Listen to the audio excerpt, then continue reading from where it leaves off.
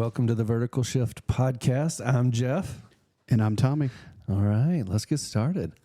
So, No Justin today. no Justin. That's all right. He gets more vacation than anybody I know. He does. And here I get teased for working one day a week. Unbelievable. Yeah. No, so I hear, Tommy, that you got a little bougie. No. A little bougie. Not me. Yep. Bougie Tommy. Nope. What'd you do to your golf cart, Tommy? So look, first of all, we drove the wheels off of it. How'd you do that? Literally. Well, we drive it. My kids drive it. Sometimes they drive it like they stole it. But it's a 1994. Let's just get that out of the way. It's older than my kids. It's probably older than some people listening.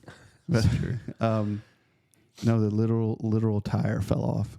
They were flat, bald, and they fell off the rim. So we had to, actually, my wife had to get out to So push Tommy it. Drive it over the can't rim. just put a new tire on. No, What'd you do, Tommy? the rim was bent. Oh, the rim's I had to bent. get a new rim. So, Rims. Well, I just thought it was a good time. so not one rim. It We was- got 4 new rims. It was why not just go ahead and lift it? Why not? Why not? And put new, nicer wheels and tires on it. Jack that sucker up. 6-inch lift. Golly. So I was telling the guy at work about that because he's like, "Hey, what'd you do this weekend?" I was like, "Well, I spent my weekend lifting my golf cart." And we're on a conference call video, and the look on his face was like, I wish Justin was here. He could do something on the board to make Right. it sound like confusion. Yeah. He was like, "What? Lifted golf cart? What is this?" Well, he lives in Boston. He's like, he said, "That must be a Southern thing." So I was like, I mean, we lift a lot of things. You do. We do. I mean, Yeah. we, not me. We. You. We in general. We Southerners. But I borrowed your truck the other day, and I You did felt say- like I was touching the clouds. It was a little bit ridiculous. It's not even that. It is a It's not even tank. that high. But yeah, so that's fun. I had to tell my daughter though. I said it is higher now, and therefore the center or the the tip, it'll tip over if you try to turn too hard Yeah. and stuff. So don't. A new challenge. Yeah, so I might have to put her in a helmet. Well, we had this past week, Aaron and I to ourselves. We get 1 week a Oh, year yeah. with no kids. And so this year was different because my big boys drove the little boys down to mom and dad's house Were y'all like watching them on Life 360 the whole way? the whole way, terrified. And then my daughter went to youth camp. And so Aaron and I had the whole week, and we ended up changing Micaiah's room and the twins' room. They wanted to swap. And so we pulled everything out, patched all the holes, repainted, Clean the walls. cleaned the walls. And so, but we redid, it was really fun. We redid the twins' room into Super Mario Bros. Oh, absolutely. And so we had a friend of ours come over who's super talented, and she painted like the green tubes coming up and the plant coming out of it Nice. on one side, and the little boxes with the question mark. And then Aaron saw this thing on Pinterest, and we took the old lamp or the light fixture that Micaiah had in there, and we cut it out, and she bought a red bowl that fits over it. And then we painted the white dots on it, like mushroom. like the flower Oh, that okay. comes down. Oh, yeah. And so we got this vine that goes up. Anyway, it's pretty cool. So we had a lot of fun doing that. So we did both their rooms. So do they have like a Mario and Luigi like comforter set? Yes, one of them does. We got to find another one. So, we're thrifters. And So which one do you have, Mario or Luigi? I think it's kind of a they collection both? of Oh, okay. all the Mario characters Oh, I on gotcha. one. So, but yeah, they got curtains and all kinds of things. But yeah, we thrifted most of that. That's cool. How did they like it? Oh my goodness, the video is hilarious. Oh, yeah. Yeah, they were so excited. So they love it. And what about Micaiah? Did she get a She princess bedroom? She got a little more of a grown up. Oh, She's that's right. She's grown 14 and a half, almost 15. And so we elevated her space. No from more Barbie. Little girl. She had like a loft bed that is fun in theory, but when you have to crawl up in it and crawl back out of it kind of thing. My Little Pony. No, My Little Ponies. Mm-mm. No. Oh, by the way, I'm going to go ahead and claim now bottom bunk. Philip, if you're listening, for youth camp coming, a kids camp Oh, coming yeah. up. Yeah. Last year I had the top bunk, and Yeah. that's no fun. I don't do top. Mm-mm. Mm-mm. especially when you're old and you have to get up in the middle of the night. It's true. Yeah, 100%. Well, so you got a book in your hand. Yeah. So this is something that for me is a near and dear topic. It's something that, I didn't feel like anybody really had the answer to. And so this book is one that we've mentioned before called The Freedom Fight. And it's by Ted Shimmer. And I just found out about this in January of this year at a conference I went to, a missions conference in Canada. And they were talking about the plague of pornography and the ripple effect that's coming with the next generations with coming into ministry with this baggage and, being chained to this sin and struggle and how to find freedom from that and kind of how to balance all of that and figure what's next. What do we do? How do we beat this? And so they told us about this book and I was like, man, I never heard of it. And so anyway, looked it up, read it. I mean, within a couple of days, it was just fascinating and scary and eye-opening, all the things. And so I'd love to kind of walk through some of this. And so I want to say this for, in this book, it talks about that seminaries in particular in their interview, don't ask if. They used to ask, maybe back in the past, it was if you look. Yeah. Do you struggle? They don't even ask that anymore. It's how much. How much do you struggle with this? And so that's the side effect of where we're at in society today, that it's not a if, it's how much. And you know what's tough about this topic too? It's not one that you just get up in front of the pulpit or get up at the pulpit and talk to a whole congregation. Right. It's a topic that's sensitive. Yeah. I mean, because it's adult content. I mean, you know what I mean? Sure. And it's also very shameful. So I think that there is a underlying problem. Have you ever seen, you go to someone, if you look at there could be a piece of wood and it's nicely painted and everything, but you start peeling it and it's full of termites and it's all dead underneath. Yeah. This is one of those topics that doesn't get exposed a lot, doesn't get talked about. And this is one of the reasons why we started the men's group. Right. Right. This is one of the reasons why we wanted to start this podcast, because there are topics and things that we don't talk about enough. Yeah. We don't address head on, and it's killing the church in general. Yeah.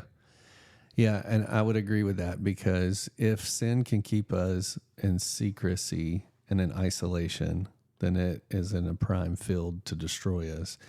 And that's what this is talking about. It's finding people that you can confide in, that you can be vulnerable with, you can share your struggles, but not just a platform on equal ground. It's true, genuine accountability of like, hey, we're gonna battle through this together, and we're gonna find freedom together. I'm not gonna let you justify or make excuses anymore, but we're going to get to the roots of some of these things and figure out why we run to this as a coping mechanism. And it's not we're going to get past the surface level.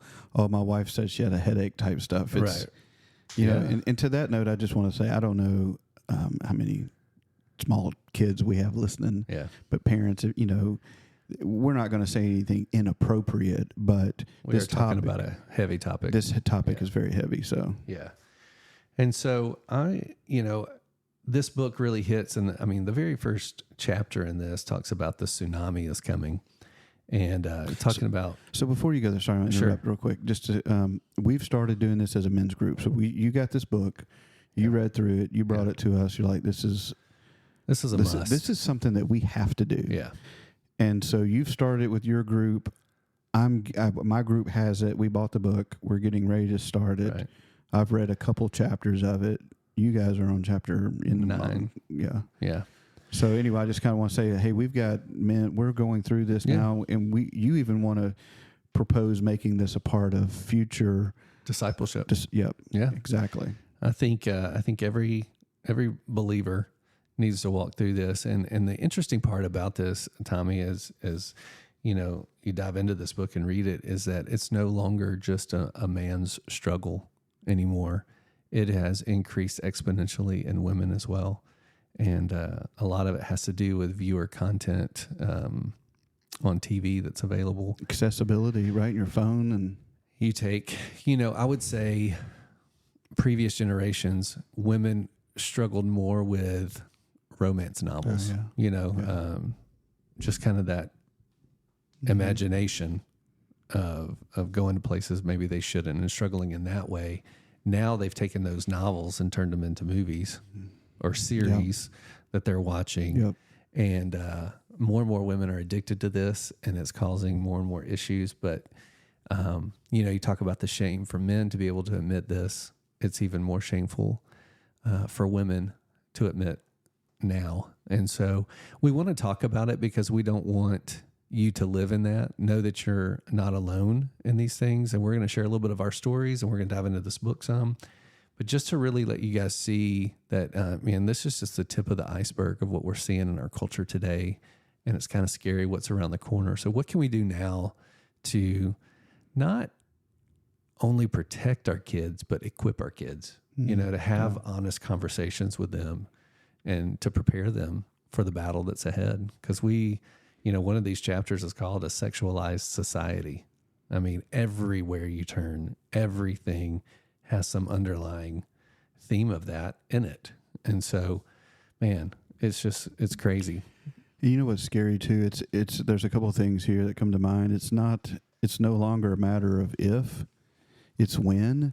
And the scary part is that when is getting younger and younger and younger because of the accessibility there. When you and I first were exposed, I'm just going to take a bet that it was probably in a magazine. That somebody had to order and pay for it and get it sent to their house. And that's a lot harder than going on your phone and an incognito web browser and searching free, images. And it doesn't even have to be that straightforward. It can be scrolling through something innocent and an ad pop up that's very sexualized, and that triggers something. All of those things are in our face, and it has gotten so easy. And so like I said, it's not if, it's when. And the scary part is that it's younger and younger. So it's one of those things where parents would have to judge for themselves where their kids are and maturity-wise to be able to have that conversation. But do not be surprised if you find yourself having that conversation at a much earlier age than you would have thought. Well, here's the truth, and I'll share a little bit of my story. Like I was 9, when a kid in my neighborhood had a magazine picture, and it wasn't even the full magazine. It was just a ripped out picture. But I remember that being the first thing that I saw. And, and in this book too, it's kind of like everybody's first exposure to that is, eyes locked in, like fascination. Like, wow. You want to, just curiosity, all of that just kind of comes flooding in. And so with all of that, trying to figure that out. So if I was 9 with no technology, like, that is, that's what they say. Even today, like that's the average age.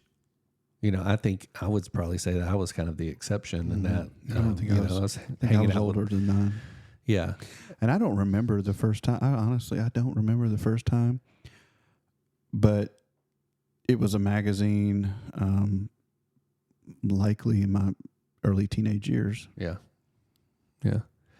And I'll also say this too, Jeff, did your parents have conversations with you about sex? Never. It was the most My parents awkward. never, ever talked about it. Never once did they sit down. And you and I have had the conversations with our kids about it now. Right. But never did I have that conversation. I remember, I guess, when I think back at it, I was probably 10 maybe. 8 to 10 years old, somewhere in there. And I guess my mom, because my brother is 11 years older than me. So, I think my dad just kind of forgot anything with me, or I don't know that he had the conversation with any of us boys, but I think my mom was pressuring him like, hey, you need to have a conversation with your youngest, And so we were riding down the road in the truck, and my dad just out of the blue was like, hey, you got any questions? And I was like, no. And he's like, all right. And that was supposed to be like cue, hey, do you have any questions about anything, especially anything sexual? But he just said, do you have any questions? And I was like, no, we're just going to the store or whatever, like. Well, he didn't even say like how babies are made. Nothing. He just literally said, do you have any questions? And I was like, can I get a 20? Yeah. Can I get a candy bar when we check out? It wasn't. And so apparently that was his attempt, and since I didn't take the bait to have a conversation, I didn't know what he was talking about. So no. And no, we never had conversation. Never. Mm-mm. And so I remember distinctly, because I was 9 when I was exposed to that, and I didn't know who to talk to. You don't talk to anybody at church about that. You don't have a Bible study about that. You don't, none of that. So what do you do with that? You bottle it up. You think you're the only one that struggles with it. You think you're, a lot of times shameful person. People wouldn't even say the word sex. Right. You whisper it. And much less pornography or any other things that go with that. Right.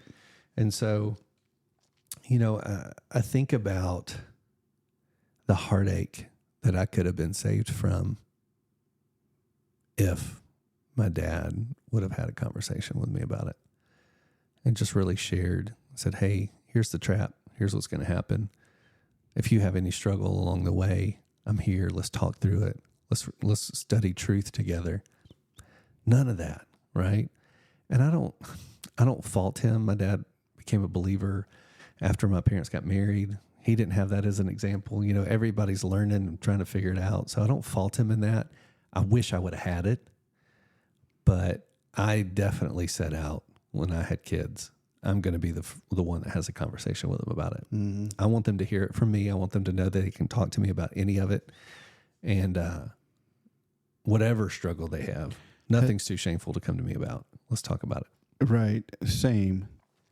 For this topic specifically, though, before this book, I mean, where would you say, what conversations were you having? Was it more of how babies are made? And well, it was kind of I had this series, 3-book series. Yeah. And the first one's the talk, it's the basics of how things work.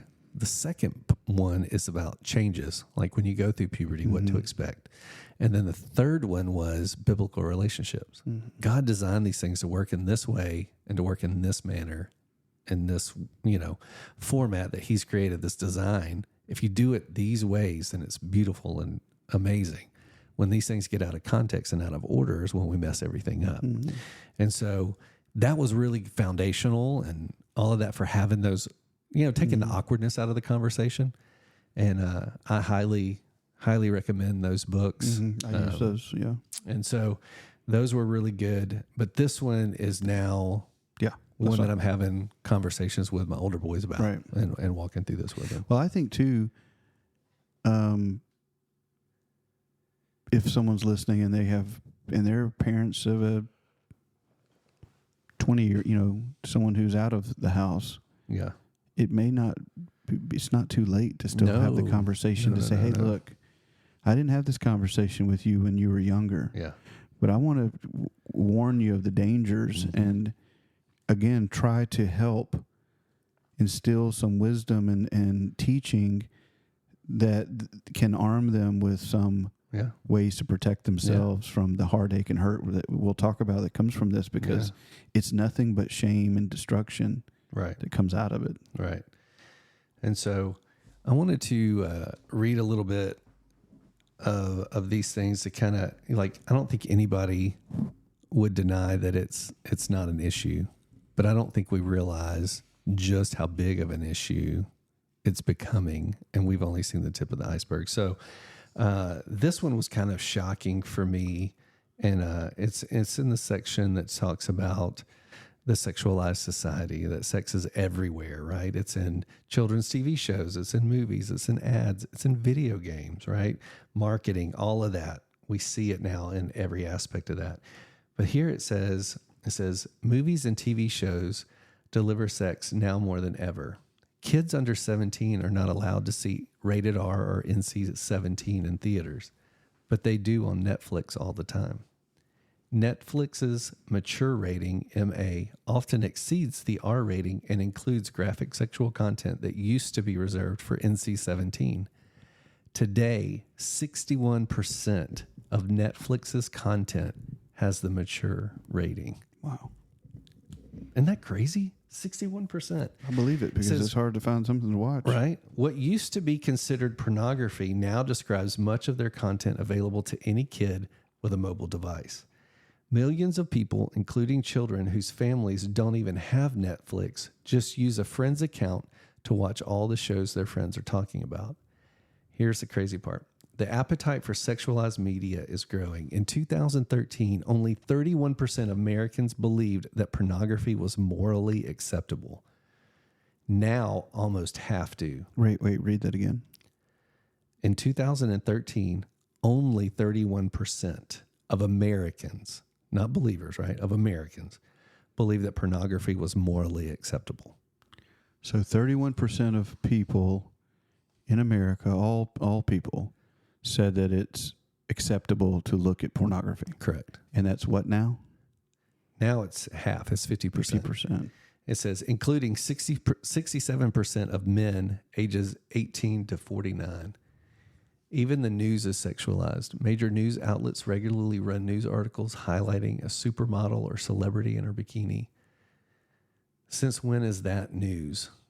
Since it gets clicks and attracts the advertisers, 100%. right? 100%. I'll look on my Fox. I don't care. I'll look on my Fox News app, and it never fails. There'll be an article or two, or so and so is in a bikini or whatever. Right. I think the thing that's kind of blowing my mind, and this is the statistics that we shared at a parent conference that we had here, just to kind of expose our parents to the things that their kids are wrestling with. I'm going to read some of these, and so stop me if you want to talk about some of them a little bit more in depth. But this one says, Pornhub, the largest pornography website in the world, released its traffic statistics for 2019. The website boasted 42 billion visits, 115 million daily visits. Now listen to this. They have 170 years of new content created. Wrap your mind around that. 170 years. So you can start watching pornography today, and for 170 years, you won't see the same content. It's all new. That's unbelievable. Right? And so that's one website of thousands. So I want to go back real quick. Let's just talk about that 50%. Yeah. Say that it's not a big deal or it's morally acceptable. This is like a clear indication of a lowering of or a watering down of conviction. What's the word I'm looking for, Jeff? I mean, it's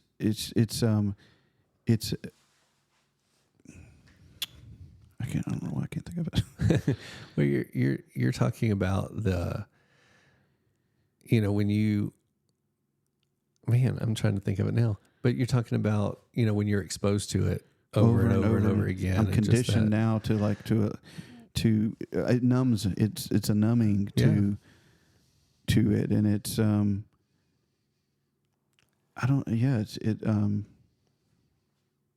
wish I could find the word. Yeah. When you see that so much and you see it in everything, like it's just not it's not as offensive. It's not as abrasive as it once was. Well, it's also like the more you watch a TV show and they have foul language, and the more you watch it, the more you don't think about it anymore. Right. I think I shared this example. I'll share it again. It's kind of embarrassing, but it's kind of funny. But anyway, That's me. It was like my son likes to watch a lot of movies, and I was like, man, I was thinking of some older movies that he might have ever seen. I thought were super good. Right. I was like, hey, have you ever seen Pulp Fiction? He's like, no. I was like, dude, we got to watch it. Never in a million years did I remember it had about 40 F-bombs in the opening credits. Right. You know? Yeah.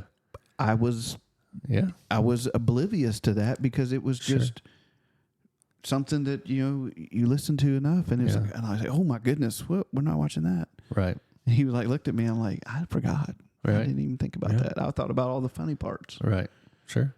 And by the way, that movie is totally not a good movie to watch. But yeah. you know, I'd say that's part of it, right? Yeah. It's Jeff. I think part of it is they view it as something that it's not hurting anybody. Right. Yeah. This is a private matter, a private sin. Not even a sin, just a private thing that I do. It doesn't bother anybody else, and that's the lie that's believed. And I think,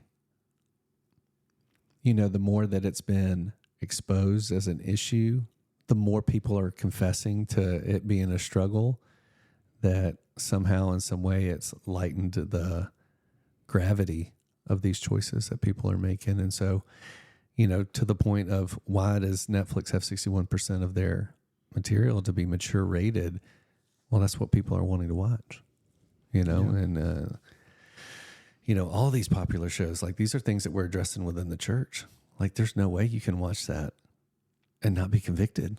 And if you can, then that brings up a whole nother concern, you know, of like, where are you at in your relationship with the Lord if you can watch that? You know, it's kind of the difference. Like you're talking about, like I watched this movie back then and now I'll watch it now and I'm, you know, whoa. Yeah. Astonished. Well, so another thing too, I'll say that we have to really be careful about is immediately people are going to think of this person who that's their life. All they do is watch pornography. Right. And can't function and do nothing else. Right. I mean, there are those people that exist. Yeah. But we're not talking about those people either. Right. We're talking about people who, I'd say even like me, back in the past would just use it as a tool. Right. I mean, I never looked at it all the time, but it was, you know, if I you know, needed to use that, I did. And then I went on about my business. But that is still is the seed that plants, and it can lead further. And it will lead further. And the lie is, especially as men, I can choose not to watch that. I've got it under control. Mm-hmm. Well, I don't have to have that. I'm not addicted. Right. But it's got you hooked. Otherwise it would never be something you turn to. That's a secret too that you have. And, you know, it's another thing that Satan will use to keep you from the full potential absolutely that God has for you. Well, how can you talk to your own kids about it when you're doing it yourself? Right. You know, and so you don't have the conversation. And so the cycle continues. Here I'm going to put you on the spot. Yeah. Question. Might be a tough one. What do you tell a single man who, you know, doesn't have a wife or girlfriend, and I'll even just throw this in there. This is hypothetical, but I'm sure there's applies somewhere. They're trying to, they're not having casual relationships with women. Right. But there's needs and desire, physical needs and desires, and they're using that to help keep from physical. What do you say? Well, I think that's a simple solution, a simple answer to that, right? It's one thing for me to look at this sexualized society and say, oh, well, 50% find it fine, so I can justify it in that way. But the answer is they're not my standard. They're not the one I'm looking toward. I look at Christ. Christ lived on this earth for 33 years, never married. Never once did he sin. So never once did he lust after another woman. Never once did he chase after any of those things. Never once did he sense, the need to satisfy himself, And so when you look at all of those things, if Christ is our example and he struggled in every way, tempted in every way as we are, but yet without sin, that's my example. Mm-hmm. So if he can do it, I can do it. Simple as that. And so doesn't mean it's easy. I was going to say, is it still hard? Most of the Christian life is simple, but not easy. And so, but that's the answer to that question is it's not just because I'm single and that need can't be met by another person that I am now justified to do things the wrong way. Mm-hmm. And so I completely, disagree with that being a reason for justification. And I think too, there's this whole other side of, because of, man, a lot of this ties in together. So think about this. Because of this increase in acceptability, where it's accepted, this increase in the accessibility creates the need, creates the demand for 176 years worth of content. Right. And the scary part is that a lot of the people that are in that content some are not there because they want to be. Right. There's a whole industry of trafficked people who are coerced, who are threatened, who are promised things in exchange for that. Sex trafficking has increased 410% due to pornography use and viewage. And like one example in here in this book, the lady says that she was by a reputable quotations pornography industry. She was forcibly raped in one of the videos. And that she says now every time somebody watches that video, they are watching me being raped. And that is more common than not.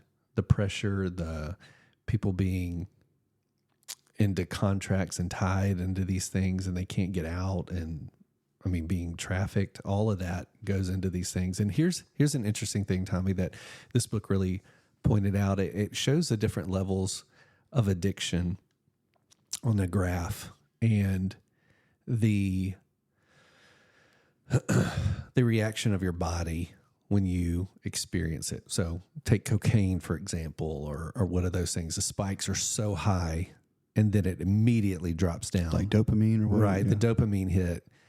And you spend the rest of your addiction chasing after that initial high. And so you have to consume more. So if you drink alcohol and you become an alcoholic, well, then you have to keep drinking more and more of that to get that same experience, that dopamine hit. Well, with pornography, it's very unique in that it's not how much more you watch. It's not, you don't consume more of the material, you consume different. And the different part is the more deviant. And this is where it is that slow fade to where it destroys. You think it's private until it's not, right? And so this desire for this to meet a need, quotations, is to view pornography, and then you view pornography enough that doesn't do it anymore. Mm-hmm. So then you start watching things that you shouldn't, and more deviant things, or you're seeking out these different scenarios, whatever it is, right? The curiosity, all of that takes you to a place, and people say in their confessions of this, after they hit rock bottom, they get busted, all of that, and they share their story. It's like, I viewed things that I never dreamed I would look at because I needed it for that same experience. And so when you view those things, your mind begins to change and you view things differently. You accept things differently, and sin is acceptable. And just the deterioration of a standard happens. And so what happens is you start viewing pornography, you start viewing different pornography. Then you start considering, role play or out relations or gender dysphoria, like all these different things that happen, right? Because of that. And so you start experimenting with that and trying to figure all that out. And all of a sudden now you're in this chat forum and you're meeting people, and now you're meeting up, and now it's a physical relationship, and now you're having an affair, whatever those things are, you're acting out. And man, the whole goal of this sin, period, not this sin, but sin, period, is to destroy us. And it can't sit idle. Sin can't just sit in one spot. No. It wants you to feel like it can, right? That's the convincing part. That's the fish hook with the worm on the trap. Absolutely.